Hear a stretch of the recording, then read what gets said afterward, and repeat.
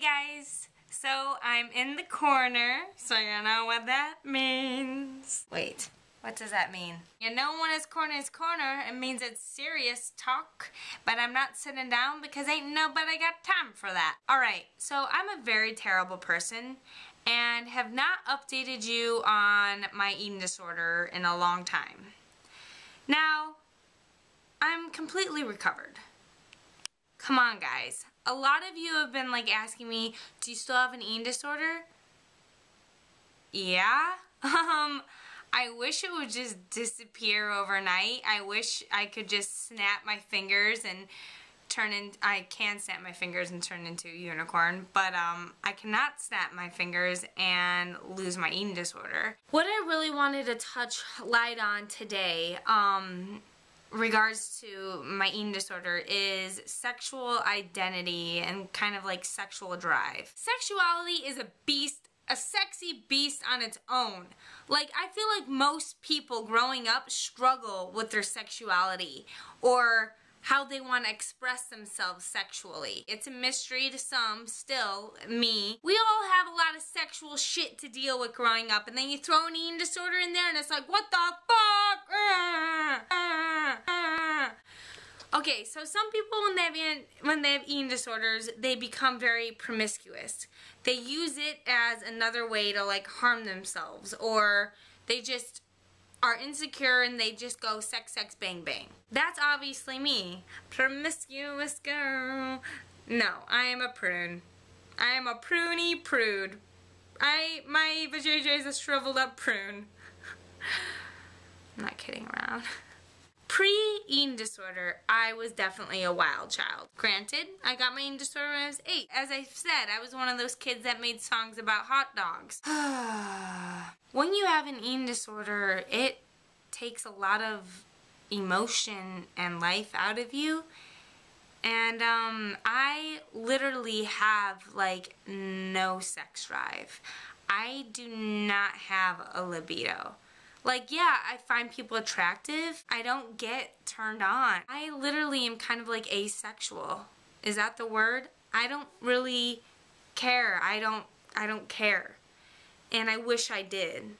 I wish I cared. And that makes it very hard to have a relationship because it's not fair.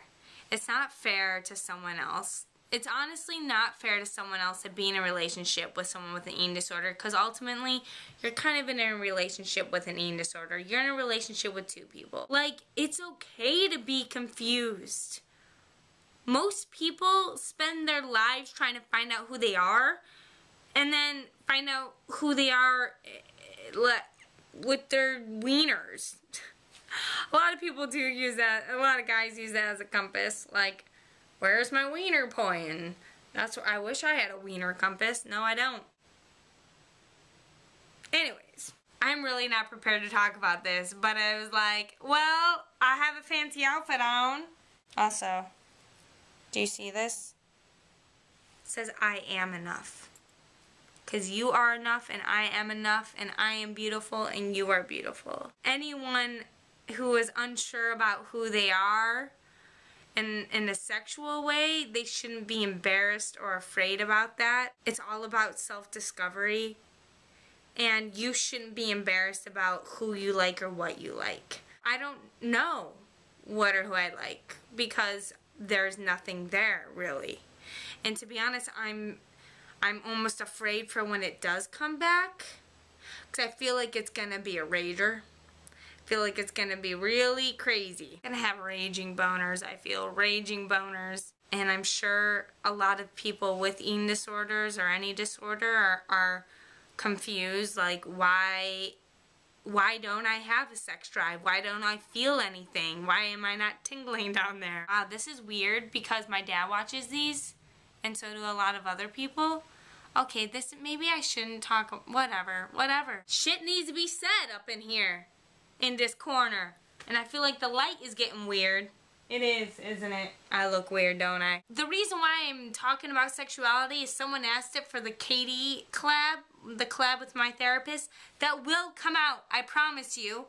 I need to edit it. We shot for a very long time and it was under some hot cameras and I was not prepared and it's really terrible, so I'm trying to make it less terrible. Right? She wasn't terrible. She was magnificent. I was just awful. I was an awful human. Wasn't even a unicorn. Shriveled up prune. Prunes help you poop though, which is good, right? Wow. I also need a cameraman, a camera unicorn, because I just had it zoomed up the entire time I was talking on my eyes. So I'm not going to re-record that because I honestly don't even know what I said, but just deal with it, guys. Oh my god, this is the most creepy sexual video ever. Basically, you are not alone if you don't know what the hell you're feeling sexually or if you don't feel anything at all. And that's freaking okay. But yeah, it's an everyday struggle, and I hope eventually it'll be a weekly struggle, monthly, and then it won't be a struggle, and I will be ED free. But I've had it for so long, it's hard to envision a life without it, and that's also what scares me. And I feel like maybe it scares others too, is the unknown, not knowing who or what I will be after this. I know it's a better thing, it's a better person, it's a better unicorn, it's a better life, but it's also, I don't know where my body's gonna go, and that freaks me out. But I should just let it go. It's about letting go. And sometimes that's the hardest thing, is to let go. I told Jack I would never let go. Honestly, don't be embarrassed to embarrass yourself.